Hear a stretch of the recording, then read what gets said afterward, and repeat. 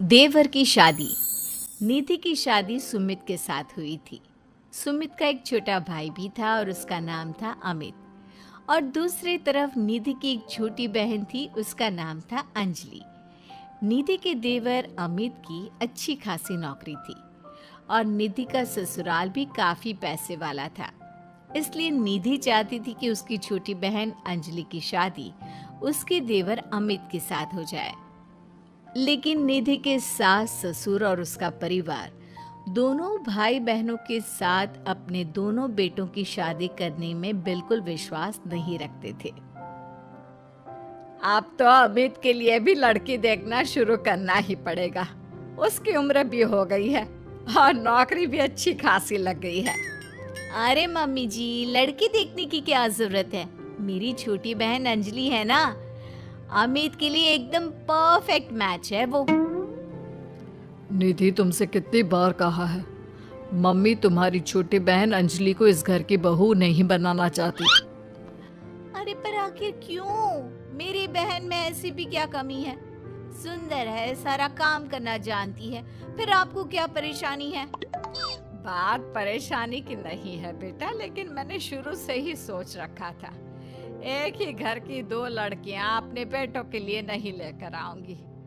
वो क्या है ना, दोनों बहनें देवरानी जेठानी बन जाएंगी तो बस प्रॉब्लम ही प्रॉब्लम आने वाली है। लेकिन निधि इस बात के लिए बिल्कुल तैयार नहीं थी। वो तो किसी भी कीमत पर अमित और अंजलि की शादी करवाना चाहती थी और इसीलिए उसने अपनी बहन अंजलि को अपने ससुराल में बुलाने का प्लान बनाया। कुछ दिनों के बाद सुमित, वो क्या है ना, मम्मी पापा कुछ दिनों के लिए मामा जी के घर पर चले गए हैं और अंजलि घर पर बिल्कुल अकेली है, तो मैंने सोचा उसे यहाँ बुला लेती हूँ। हाँ हाँ, क्यों नहीं भाई, तुम्हारी छोटी बहन है, तुम उसे बिल्कुल यहाँ बुला सकती हो। लेकिन सुनो, अमित और उसकी शादी के बारे में कोई बात मत छेड़ना। मम्मी इस बात के लिए कभी तैयार नहीं होगी।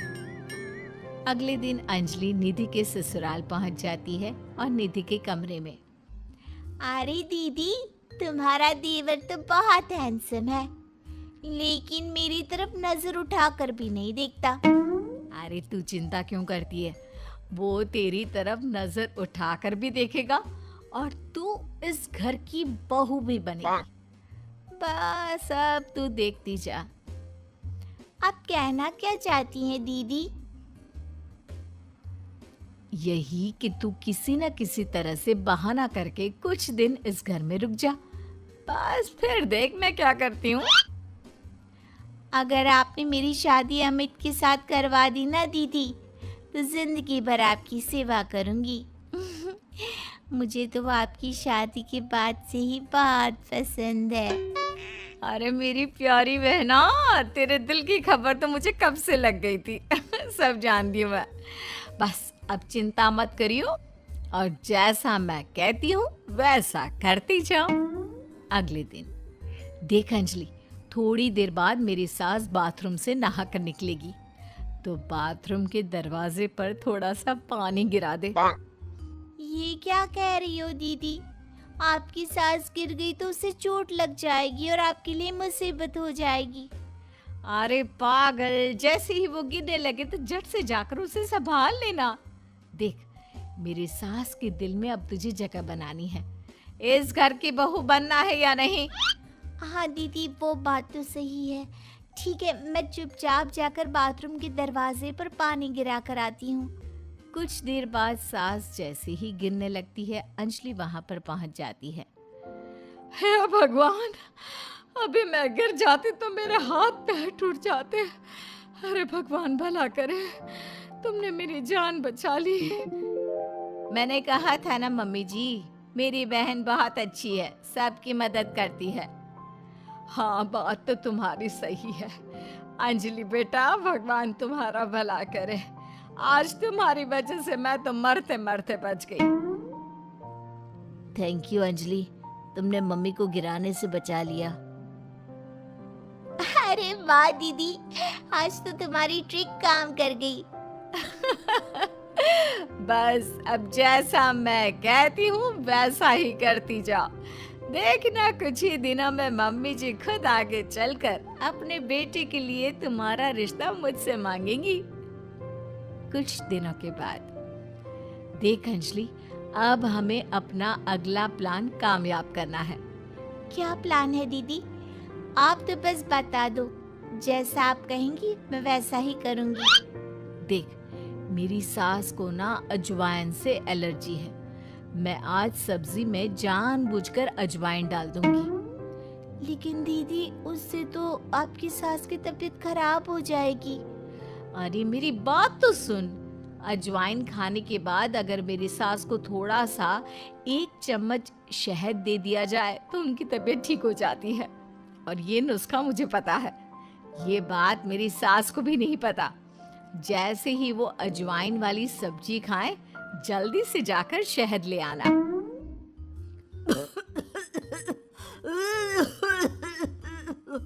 ये क्या बहू, तुमने सब्जी में अजवाइन क्यों डाल दिया?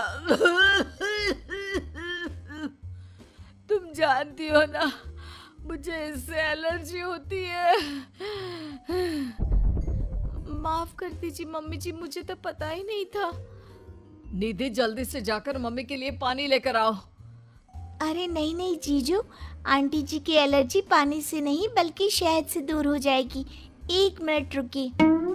अंजलि दौड़ कर जाती है और शहद लेकर आती है। लेकिन तुम्हें इसके बारे में कैसे पता? बस ऐसे ही। आंटी जी ये लीजिए, जल्दी से 1 चम्मच शहद खा लीजिए। अब देखिए थोड़ी देर में आप ठीक हो जाएंगी। तुमने तो एक बार फिर से मम्मी जी की जान बचा ली अंजलि, वरना मैंने तो आज बहुत बड़ी गलती कर दी थी। थैंक यू अंजलि बेटा, तुम तो वाकई में बहुत अच्छी लड़की हो। सबकी मदद भी करती हो और तुम्हें तो कितनी अच्छी नॉलेज है कि एलर्जी होने पर क्या खाना चाहिए। वाकई में तुम बहुत इंटेलिजेंट लड़की हो Anjali. Thank you so much. कुछ दिनों के बाद, भाभी मुझे ऑफिस के लिए देर हो रही है। मेरी एक फाइल है, ज़रा आप उठा कर रख देना। मैं शाम को आकर आपसे वापस मांग लूँगा। और ज़रा ध्यान से रखना, बहुत इम्पोर्टेंट फाइल है। ठीक है अमित, मैं आपकी फाइल अच्छे से संभाल कर रखूंगी। अमित के जाने के बाद, देखो अंजलि, ये अमित के ऑफिस की एक बहुत इम्पोर्टेंट फाइल है। मैं जानबूझकर इसे कहीं पर छिपा दूंगी और तुम्हें बता दूंगी कि ये फाइल कहाँ रखी है।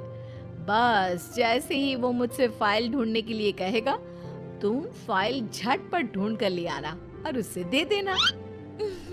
वाह दीदी, मुझे इस घर की बहू बनाने के लिए आप कितनी मेहनत कर रही हैं। शाम के वक्त, भाभी मैंने आपको एक फाइल संभाल कर रखने को दी थी, प्लीज जरा वापस दे दीजिए ना। मुझे एक प्रेजेंटेशन बनाना है। निधि उस फाइल को ढूंढने का नाटक करती है। क्या करूं देवर जी, आपकी फाइल मिल नहीं रही मुझे। अरे भाभी, ये आप क्या कह रही हैं? अगर वो फाइल नहीं मिली तो मेरा प्रमोशन नहीं होगा। बहुत इम्पोर्टेंट फाइल है। अमित, ये रही तुम्हारी फाइल। दीदी ने ऐसी ही बैठक में छोड़ दी थी और वो काम करने वाली आती है ना, वो इसे उठाकर डस्टबिन में डालने वाली थी। लेकिन सुबह मैंने तुम्हारी बात सुन ली थी तो संभाल कर रख दिया। अंजलि, मैं कैसे तुम्हारा शुक्रिया अदा करूं? तुम जानती नहीं तुमने मेरे लिए आज क्या किया है। अगर ये फाइल खो जाती ना तो मेरा बहुत बड़ा नुकसान हो जाता। देवर जी, मैं तो आपसे पहले से कह रही थी, मेरी बहन अंजलि बहुत अच्छी है। वाकई में बहुत समझदार और इंटेलिजेंट लड़की हो तुम।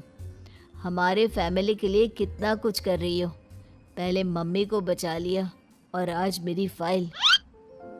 अगले दिन, मुझे लगता है कि अमित भी अंजलि को धीरे धीरे पसंद करने लगा है।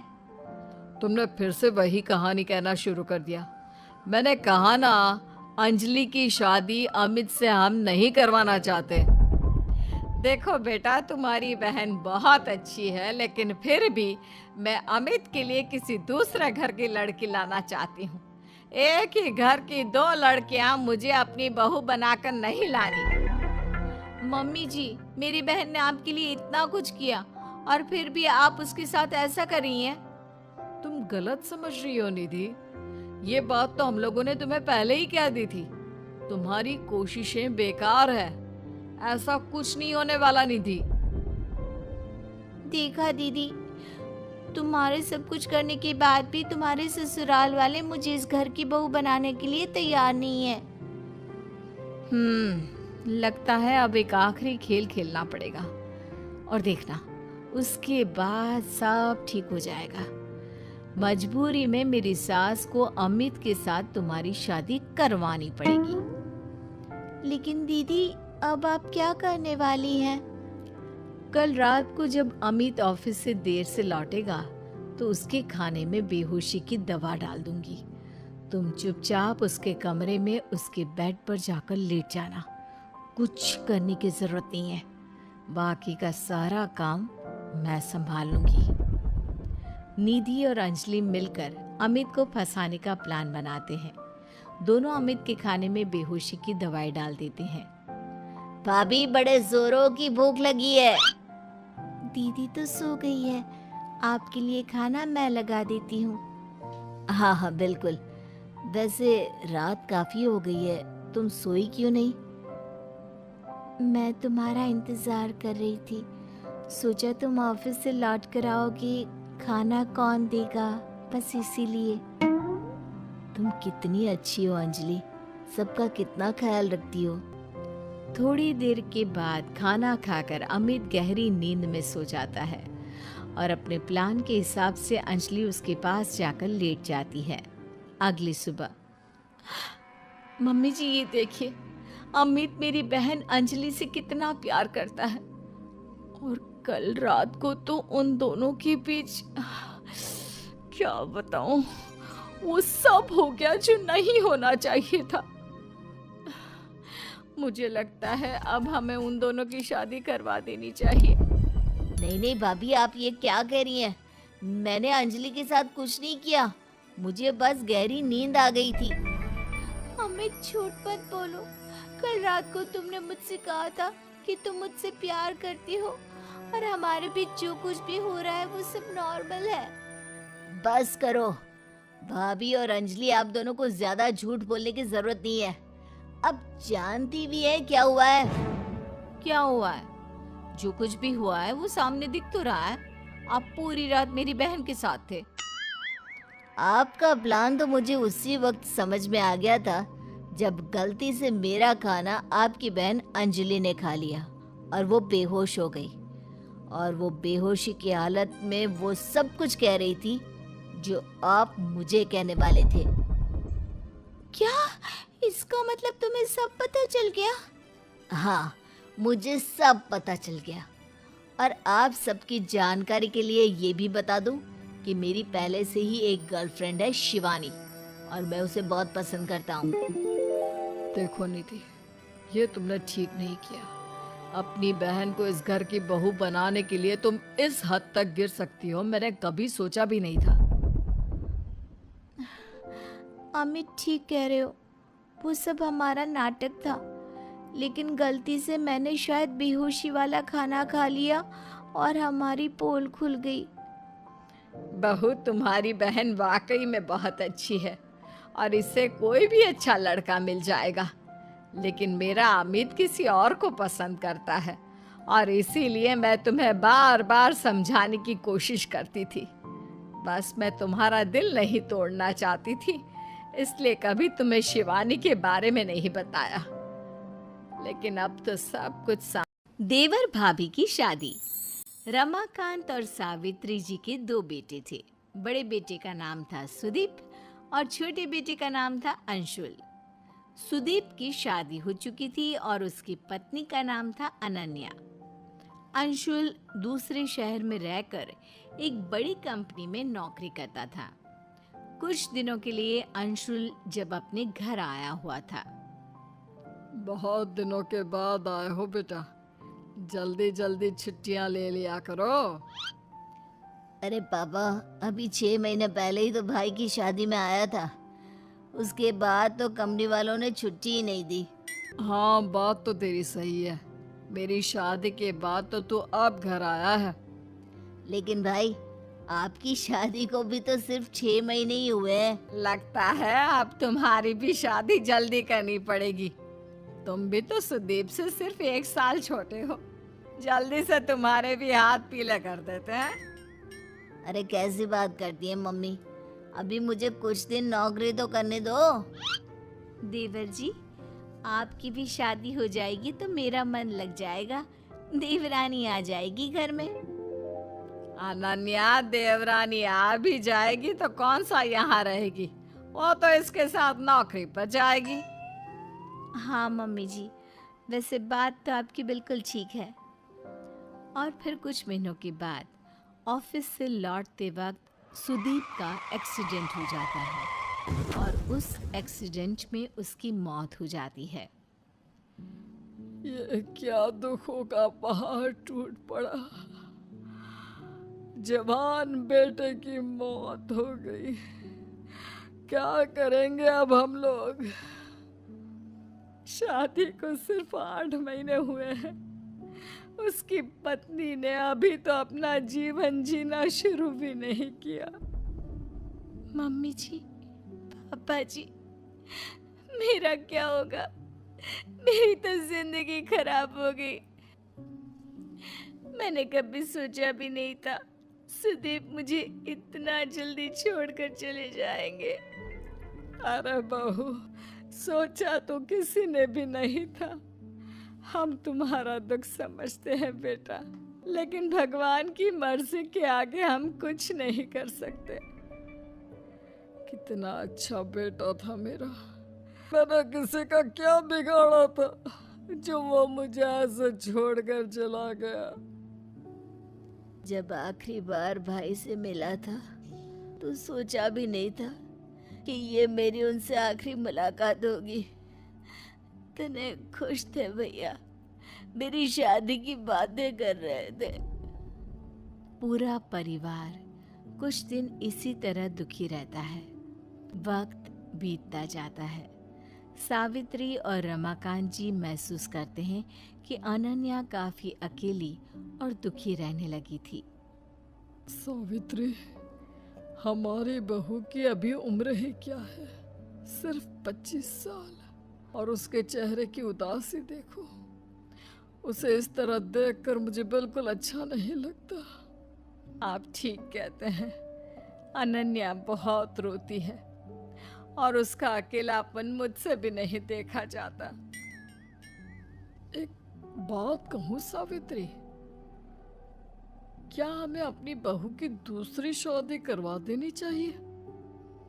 अरे लेकिन समाज वाले क्या कहेंगे कि हम अपनी विधवा बहू की शादी करवा रहे हैं। अरे लेकिन उसकी उम्र तो देखो, सिर्फ 25 साल की है। पूरी जिंदगी कैसे कटेगी सावित्री, कैसे रहेगी वो? मैं सब समझती हूँ जी, लेकिन पहले हमें खुद अनन्या से बात करनी होगी कि वो इस बात के लिए तैयार है या नहीं। उसके बाद ही हम कुछ कर सकते हैं। मुझे तो लगता है कि हमें अंशुल से भी इस बारे में बातचीत करनी चाहिए। उसका क्या ख्याल है, जरा पता तो करें। सावित्री और रमाकांत अंशुल को अपने पास बुलाते हैं। अंशुल बेटा, तुम तो जानते हो सुदीप के जाने के बाद अनन्या की कैसी हालत हो गई है। तुम्हारा इस बारे में क्या ख्याल है? पापा, मुझे लगता है हमें भाभी की दूसरी शादी करवा देनी चाहिए। जब अंशुल भी कह रहा है तो ठीक है, हम अनन्या की शादी करवा देते हैं। वो खुश रहेगी तो हमें भी अच्छा लगेगा। रमाकांत और सावित्री अनन्या के लिए लड़का ढूंढते हैं, लेकिन अनन्या के विधवा होने की वजह से कभी उन्हें बहुत ज्यादा उम्र का लड़का मिलता तो कभी कोई अच्छा लड़का मिलता ही नहीं। इस बात से रमाकांत और सावित्री अच्छे खासे परेशान हो जाते हैं। मम्मी जी, पापा जी, आप मेरे लिए बेकार में ही परेशान हो रहे हैं। मैं बिना किसी शिकायत के अपनी पूरी जिंदगी ऐसे ही निकाल लूंगी, कोई परेशानी नहीं होगी। नहीं बेटा, हम तुम्हें इतना दुखी नहीं देख सकते। हमारा बेटा तो चला गया और अब तुम्हारी पूरी जिंदगी ऐसे ही खराब हो गई तो हम अपने आप को माफ नहीं कर पाएंगे। देखो अनन्या, तुम कहने को हमारी बहू हो, लेकिन इस घर की सदस्य हो और इस नाते तुम्हारी खुशियों का ख्याल रखना हमारी जिम्मेदारी है। मम्मी जी, पापा जी, आप मेरे लिए इतना सोचते हैं, ये कम है क्या? और सच बताऊं, मैं पूरी जिंदगी आप लोगों के पास ही रहना चाहती हूँ। वैसे भी आप जानते हैं, मेरे माँ बाप इस दुनिया में है नहीं, मैं कहाँ जाऊंगी? बेटा, इसीलिए तो हम तुम्हारी दूसरी शादी करवाना चाहते थे। हम चाहते थे कि तुम्हारा घर बस जाए और तुम अपने जीवन साथी के साथ खुश रहो। लेकिन आपने देखा ना पापा जी, कितनी कोशिश भी की मेरी शादी करवाने की। एक बार विधवा हो जाने के बाद कोई भी अच्छा लड़का एक लड़की को अपनाने के लिए तैयार नहीं होता। हम तुम्हारे लिए लड़का ढूंढने की कोशिश करते रहेंगे बेटा, कोई ना कोई मिल ही जाएगा। नहीं पापा जी, बहुत मुश्किल है, इतना आसान नहीं होता। आप हमारे समाज को जानते हैं, एक लड़की के विधवा हो जाने पर उससे दोबारा शादी करने को कोई तैयार नहीं होता। मैं जानती हूँ लोग मेरे बारे में क्या बात करते हैं। रिश्तेदार, अड़ोस पड़ोस के लोगों को बात करते हुए सुना है मैंने। सब कहते हैं कि 1 साल के अंदर ही मैं अपने पति को खा गई। मेरे आते ही आपके बेटे और मेरे पति की मौत हो गई। नहीं नहीं भाभी, ऐसा नहीं कहते। भैया की मौत में आपका कोई हाथ नहीं, ये तो सब भगवान की मर्जी है। अरे वो पति थे आपके, भला आप उनके साथ कुछ भी गलत कैसे कर सकती हैं? अंशुल ठीक कह रहा है बेटा, हमने अपना बेटा खोया है। हमें कितनी तकलीफ है हम किसी को बता नहीं सकते, लेकिन उसकी मौत के लिए तुम्हें भी जिम्मेदार नहीं ठहरा सकते। मम्मी जी, आप नहीं कहते ये मैं जानती हूँ, लेकिन सारी दुनिया तो यही कहती है। ऐसे में कौन करेगा मुझसे शादी? कोई नहीं करेगा मम्मी जी। सारी दुनिया मुझे मनहूस समझती है। मैं करूँगा आपसे शादी। मैं आपको हमेशा इसी घर में रखूँगा। आप इस घर में रहना चाहती है ना, मम्मी पापा के साथ, हमारे साथ? ठीक है, मैं आपसे शादी करूँगा भाभी। अरे ये तुम क्या कह रहे हो अंशुल? तुम अपने बड़े भाई की विधवा के साथ शादी करोगे? बेटा, तुमने ये फैसला सोच समझ कर तो लिया है ना? अरे कैसी बात कर रहे हैं आप? अपने बेटे को रोकने की बजाय उससे पूछ रहे हैं कि फैसला सोच समझ कर लिया है। लेकिन मम्मी, आपको इस बात से क्या एतराज है? देवर जी, मेरी वजह से आप अपनी जिंदगी खराब करने की कोशिश मत कीजिए। मैं जानता हूँ आप मेरी भाभी हैं और एक पत्नी का रिश्ता मेरे साथ शुरू करने में आपको बहुत मुश्किल होगी, लेकिन फिर भी मैं इसके लिए तैयार हूँ। तुम्हारा दिमाग खराब हो गया है क्या? तुम्हारे बड़े भाई की मौत हो गई है और ये उसकी पत्नी है। उसके साथ शादी करके तुम चाहते हो कि घर में फिर से कुछ गलत हो जाए? देखा मम्मी, सारी दुनिया गलत तो नहीं कहती। जब हमारी खुद की सोच ही ऐसी है तो हम दूसरों को क्या समझाएंगे? सावित्री, अंशुल ठीक ही तो कह रहा है। हमें अनन्या जैसी बहू कहाँ मिलेगी? वो हमें समझती है, हम उसे समझते हैं। हमेशा हमारे साथ रहेगी अंशुल की पत्नी बनकर। मम्मी जी, आप परेशान मत हो। मैं ऐसा कोई काम नहीं करूंगी जिसकी वजह से आपको दुख हो। नहीं नहीं बेटा, मुझे माफ कर दो, मैंने ही कुछ गलत बोल दिया। अंशुल ठीक कह रहा है, तुम हमारे घर में बहू बनकर आई थी और अब हमेशा के लिए बहू बनकर ही रहोगी। इससे अच्छी बात और क्या हो सकती है? देखिए भाभी, आपको जितना वक्त चाहिए आप ले लीजिए। हमारा रिश्ता थोड़ा अलग है, लेकिन धीरे धीरे सब कुछ ठीक हो जाएगा। रमाकांत और सावित्री जी अंशुल और अनन्या की शादी करवा देते हैं और इस तरह से एक देवर अपनी भाभी से शादी करके कम उम्र में विधवा हुई अपनी भाभी की जिंदगी को फिर से खुशियों से भर देता है।